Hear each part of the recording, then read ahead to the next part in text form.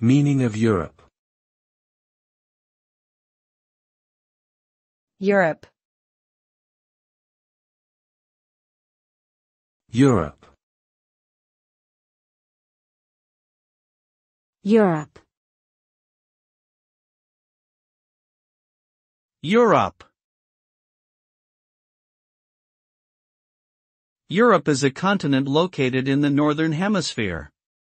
It has an area of approximately 10.18 million square kilometers and is the second smallest continent by surface area. Europe is bordered by the Arctic Ocean to the north, the Atlantic Ocean to the west, and the Mediterranean Sea to the south. Europe has a diverse range of cultures, languages, and religions with over 740 million people living across 44 different countries. It has been a center of power throughout history, influencing global politics, economics, and culture.